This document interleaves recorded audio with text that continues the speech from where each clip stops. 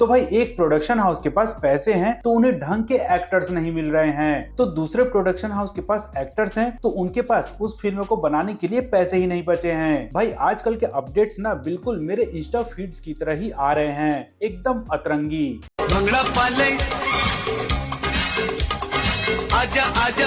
पर भाई जितनी भी अतरंगी अपडेट्स हो उन्हें कवर करके हम अपना फर्ज निभाएंगे, और आप भी इस चैनल को सब्सक्राइब करके अपना फर्ज निभा लो। तो मैं हूं आपका होस्ट प्रणय और आप देख रहे हैं सुपर पॉप कल्चर।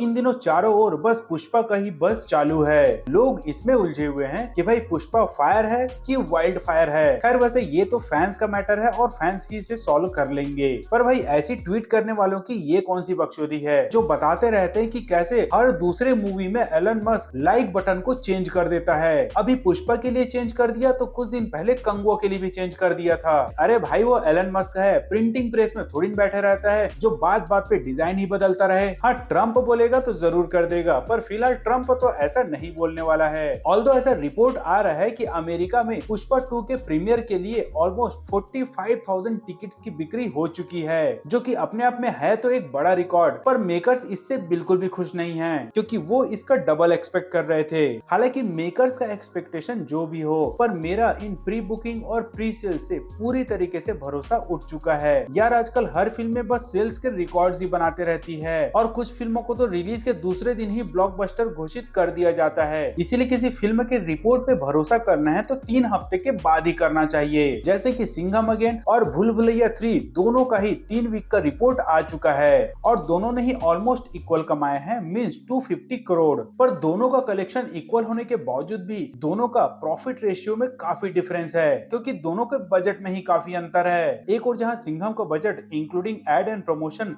350 करोड़ था, तो वहीं BB3 का बजट मात्र 150 करोड़ ही था। तो इससे क्लियरली नजर आ रहा है कि इस बार भी भूल भुलैया फ्रेंचाइजी प्रॉफिट में ही रही। तो चलो भाई अब भूल भुलैया 4 के लिए रेडी हो जाओ। वैसे ये कारनामा तो सिंघम अगेन भी कर सकता था, मगर शेट्टी साहब को तो एक्टर्स की पंगत बिठानी थी, इसलिए ये तो होना ही था। भाई टी सीरीज से कुछ सीख जाते कैसे कॉस्ट कटिंग किया जाता है। एक ही आदमी को रूह बाबा भी बना दिया और मंजुलिका भी बना दिया। खैर यहाँ तो पैसे लगाकर प्रॉफिट एंड लॉस की बात हो रही है, पर एक प्रोडक्शन हाउस ऐसा है जिसके पास इन दिनों पैसों की इतनी कमी हो चुकी है कि फिलहाल तो वो देशद्रोही 2 भी अफोर्ड नहीं कर सकता। इसलिए उनके अपकमिंग फिल्मों की लिस्ट एक के बाद एक कम होते जा रही है, और उनमें से एक है अश्वत्थामा द सागा कंटिन्यू, जिसके बारे में फिलहाल तो यही बताया जा रहा है कि इसे टेम्पररी होल्ड पे रखा गया है। पर भाई ये समझ लो कि ये प्रोजेक्ट एक्चुअली में बंद हो चुकी है, क्योंकि इससे पहले इमॉर्टल अश्वत्थामा के साथ भी कुछ ऐसा ही हुआ था, और टेम्पररी बोलकर परमानेंटली पतली गली से निकल लिए।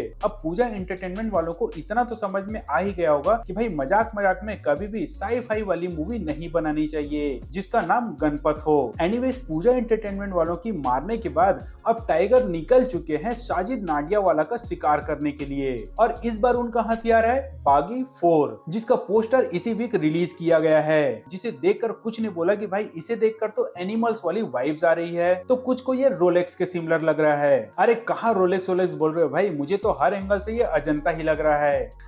जोक्स अपार्ट, बट टाइगर को लुक इसमें एक्चुअली बहुत सही लग रहा है। मतलब यार देख कर ही लग रहा है कि वो इसमें छोटी बच्ची हो क्या टाइप के डायलॉग नहीं, बल्कि बड़ी औरत हो क्या टाइप के डायलॉग मारेंगे। लुक्स के बाद पोज और ओवरऑल सेटअप भी लोगों की बीच चर्चा का विषय बना हुआ था, क्योंकि बहुत से लोगों को इसका poster code name alpha graphic novel के काफी सिमिलर लगा। वैसे ये हो भी सकता है कि इसके मेकर्स थोड़ा बहुत इंस्पिरेशन इस ग्राफिक नॉवेल से लिए होंगे, क्योंकि याली ड्रीम क्रिएशन एक्चुअली में काफी सारे फिल्म प्रोडक्शन हाउस से जुड़ा हुआ है, जिसके कारण इनके बहुत से ग्राफिक नॉवेल को लाइव एक्शन में बदलने की बात चल रही है, और कुछ तो लाइव एक्शन के रूप में आ भी चुके हैं, जिसमें से एक है द विलेज। इनफैक्ट इसी हफ्ते इस वेब सीरीज ने अपने 1 साल भी पूरे किए हैं, जिसके उपलक्ष्य में याली ड्रीम क्रिएशन ने इसके बिहाइंड द सीन्स भी सोशल मीडिया में शेयर किए हैं। हालांकि इसके इमेजेस और फुटेजेस मेरे पास बहुत पहले से थे, पर अनफॉर्चुनेटली उसे किसी के भी साथ शेयर नहीं किया जा सकता। क्रिएटर्स की पॉलिसी के कारण उसे कॉन्फिडेंशियल ऑफिशियल रखा जाता है। खैर वैसे अब देख सकते हैं बिहाइंड द सीन्स भी और वेब सीरीज भी जो Amazon प्राइम पे आता है। और जस्ट इन केस अगर आपने अब तक इसका ग्राफिक नॉवेल नहीं पढ़ा है तो वो भी आप खरीद कर पढ़ सकते हैं, क्योंकि वेब सीरीज एनिवर्सरी के कारण याली ड्रीम्स इसके ग्राफिक नॉवेल पे ऑलमोस्ट 25% का डिस्काउंट दे रही है। आप चाहे तो उनकी वेबसाइट में जाकर एक बार चेकआउट जरूर कर सकते हैं। वैसे द विलेज के राइटर शामिक दास गुप्ता इन दिनों एक और जॉम्बी बेस्ड ग्राफिक नॉवेल लेकर आए हुए हैं मृत्यु भूमि के नाम से, जिसे फिलहाल तो मैं अभी नहीं पढ़ पाया हूँ, पर उसका रिव्यू भी जल्द ही आपके सामने होगा। पर उससे पहले भी अगर आपको इस ग्राफिक नॉवेल को लेना है तो उसका लिंक यहीं कहीं फ्लैश आउट होगा, एक बार चेकआउट जरूर कर लें। तो आज के लिए फिलहाल इतना ही दोस्तों, मिलते हैं जल्द ही अगले वीडियो में, तब तक के लिए tata bye bye and take care.